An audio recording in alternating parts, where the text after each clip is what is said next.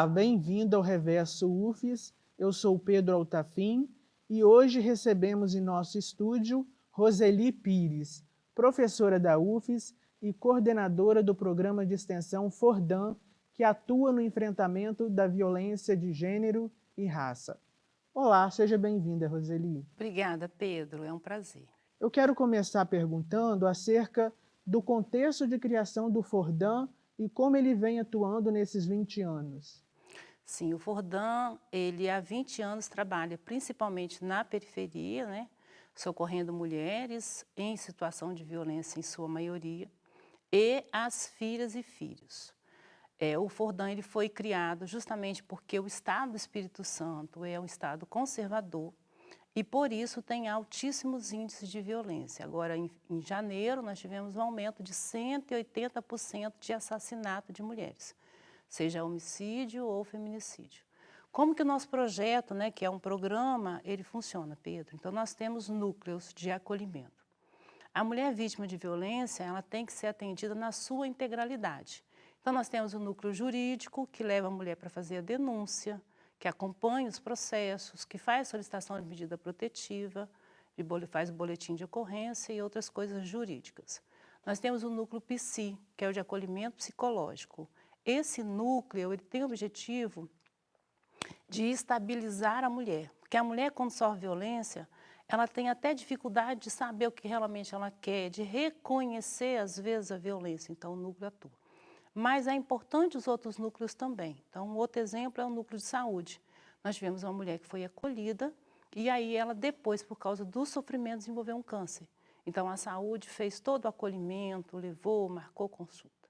A equipe de cultura, que é quem dá as aulas de dança, tanto aqui dentro da universidade, quanto também para as filhas e filhos dessas mulheres. Equipe de formação, né, núcleo de formação, núcleo de tecnologia, que a gente vai falar daqui a pouco sobre aplicativo, núcleo de comunicação e agora um núcleo, que é o núcleo que está pensando a questão, né, do trabalho dessas mulheres na perspectiva de fazer empreendedorismo, de economia criativa, na verdade é o nome do núcleo.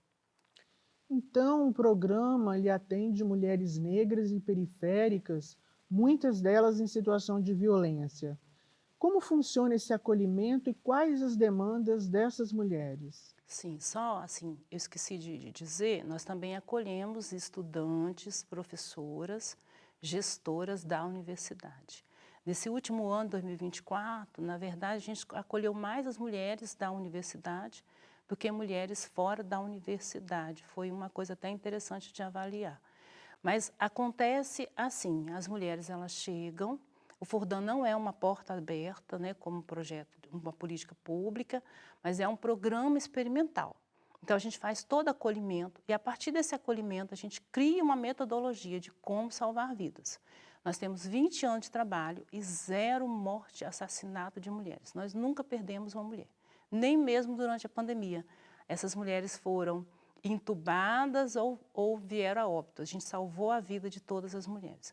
Então, com esse trabalho de acolhimento, nós então encaminhamos para a política pública algumas possibilidades de mudança da política pública para acolher melhor a mulher. Por exemplo, durante a pandemia, nós ajudamos a fazer a cartilha de acolhimento das mulheres para a Secretaria Estadual de Mulheres. Ajudamos também a fazer em vários momentos campanhas para poder pensar a questão da orientação às mulheres.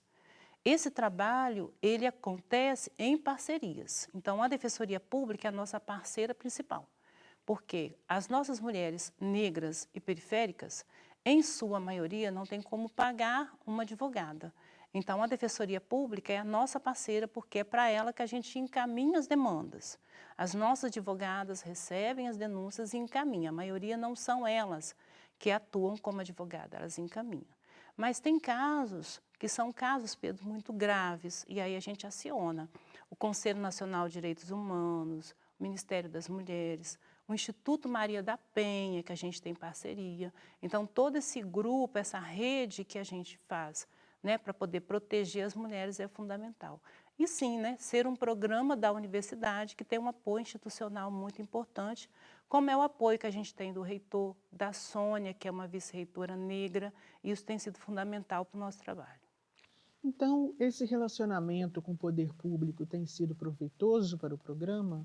Sim, a gente tem o hábito de dizer que quem acolhe mulheres é rede de mulheres, mas nós precisamos ter uma rede, porque nenhum programa funciona sem ele ter uma rede de sustentação. Então, o fato da universidade, né, o Fordam é um programa da universidade, mas a universidade ser essa rede de sustentação é fundamental para nós. Agora, por exemplo, vocês estão fazendo entrevista, estão divulgando o nosso trabalho para que as pessoas entendam que é possível salvar vidas, sim. Basta que se faça uma metodologia adequada e o poder público reconheça, visibilize. Por exemplo, nesse momento nós estamos recebendo uma verba de bancada, né? Recebemos da nossa querida deputada Jaque Rocha, que vai nos ajudar ou possibilitar o trabalho na periferia de forma mais intensiva e também o aplicativo que começa a rodar no Estado do Espírito Santo. Então, sem verba, sem apoio institucional, nenhum programa de acolhimento a mulheres como o nosso, principalmente, consegue sobreviver. Sobre o aplicativo, como foi o processo de criação e como ele irá atuar? Ele vai registrar ocorrências relacionadas à agressão contra a mulher? Sim, então o aplicativo ele nasce de uma demanda que é a questão da violência institucional. Então as mulheres negras de periferia, elas têm muita dificuldade de ir à delegacia, porque elas sofrem violência lá, né, sofrem racismo e outras coisas. Então, elas entram num processo que não querem mais denunciar para não passar constrangimento. Além de que precisa também de ter um dinheiro para se deslocar da delegacia, às vezes não tem. Então, o aplicativo é uma política pública que está ali na mão da mulher. Mas antes de fazer a denúncia, Pedro, ele faz o registro. Porque o Conselho Nacional de Justiça tem feito solicitações de que há necessidade de ter registros de que mulher é essa, qual é a cor, como que ela se autodeclara em relação ao gênero, à sexualidade. E o aplicativo Fordam é isso. Primeiro ela faz o registro. Quando ela abre você não está sozinha, porque ele é um aplicativo amigo.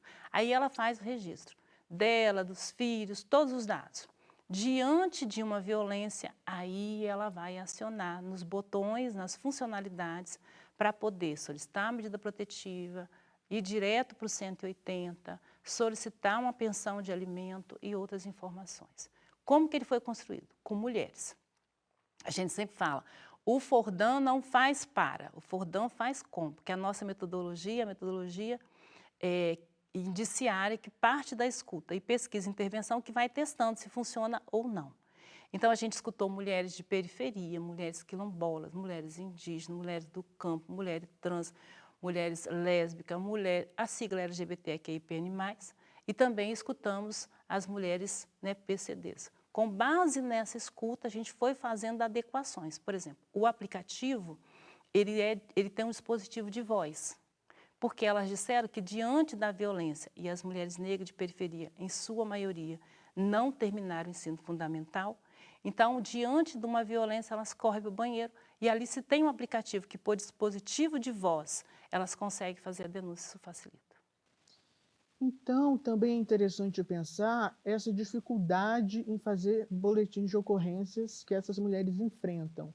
E de que maneira o programa tem refletido sobre isso e como impacta também na concessão de medidas protetivas e depois, pior, no assassinato dessas mulheres ao não conseguirem direitos básicos. Sim, Pedro, ótima pergunta. Então, nós temos a dificuldade que nós temos, inclusive, em relação à medida protetiva, foi uma das coisas que nos deu a ideia de construir o aplicativo. O Estado do Espírito Santo é um dos que mais nega medida protetiva para mulheres. Nós tivemos agora, né, o Anuário Brasileiro de Segurança Pública lançou os dados.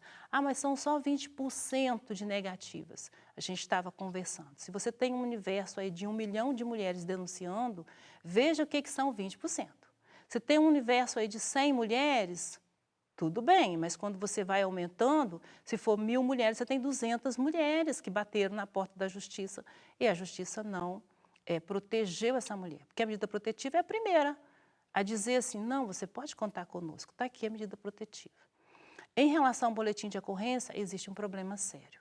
que acontece com o boletim de ocorrência? Não sei se você já teve oportunidade, né, os ouvintes, mas quando se faz boletim de ocorrência, há uma burocracia muito grande, é uma janela que abre outra janela, que abre outra janela.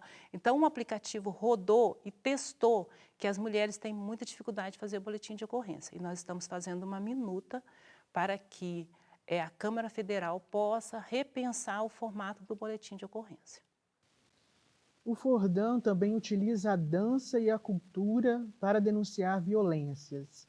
Mas, infelizmente, muitas vezes acontece que, nas políticas públicas, elas não traduzem a cultura e a dança na sua potencialidade.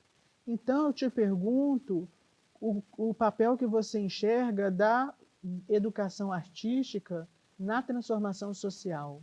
Também, isso aí.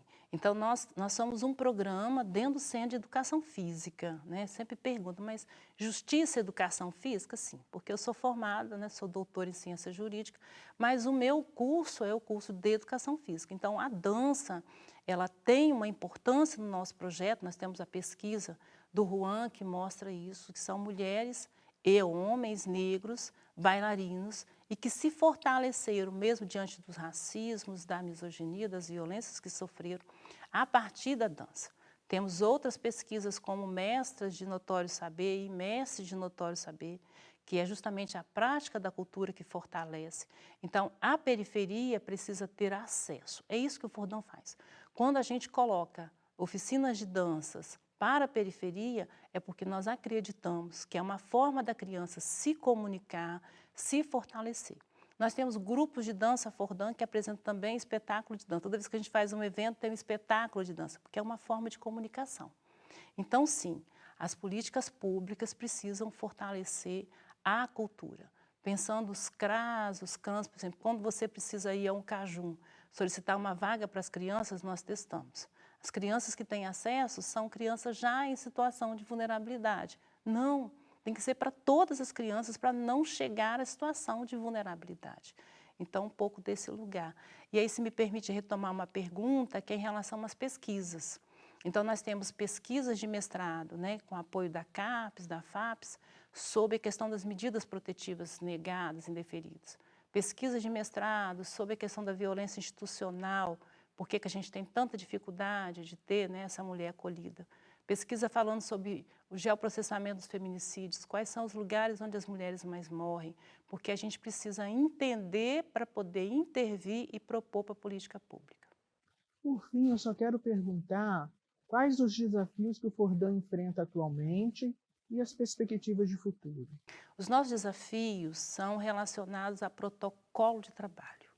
Então, dentro da universidade, por exemplo, se uma estudante sofrer violência, na periferia a gente consegue a medida protetiva, a mulher sai de casa e ela está afastada da DSU. Se na universidade uma estudante estiver sofrendo violência, e estão, que a gente recebe denúncia cotidianamente, ela é obrigada a ficar sob julgo do professor enquanto está sendo feito o processo investigativo. Isso é de uma doença mental sem tamanho.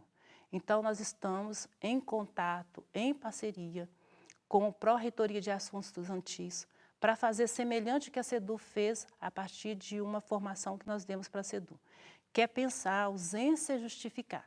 Essa mulher, esse jovem negro e negra, esse LGBTQIAPN+, quando sofrer essas violências, tenha ausência justificada e o direito de ter atividades domiciliares enquanto está no processo da violência. Então, são coisas fundamentais. Aconteceu uma violência num centro, o que se faz? Então, o gestor precisa saber imediatamente que está sob a responsabilidade dele, né? Ele precisa pegar essa pessoa, levar para fazer a denúncia. Ah, mas foi dentro da universidade? Sim, a universidade não define o que é crime. Se uma bicicleta foi roubada, Pedro, você não vai para colegiado, você vai fazer a denúncia. Então, se você foi violentado, você tem que fazer a denúncia. E não ir ao colegiado reclamar disso. Então, assim, as pessoas precisam entender que cada lugar tem que ser usado para aquilo que é de direito. Porque violência se trata como crime e crime se resolve na justiça. O que dentro da UF se faz é o processo administrativo.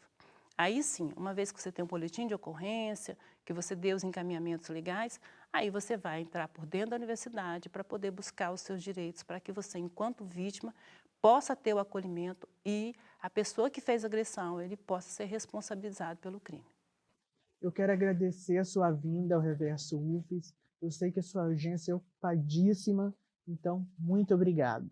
Eu que agradeço a pauta e hoje nós temos muita necessidade da comunicação fazer esse lugar, que é levar para a sociedade a compreensão de que crime precisa ser denunciado e as mulheres precisam ser protegidas para reduzir o índice de morte das nossas mulheres. Este foi o Reverso UFES de hoje. Eu sou Pedro Altafim e agradeço a sua atenção.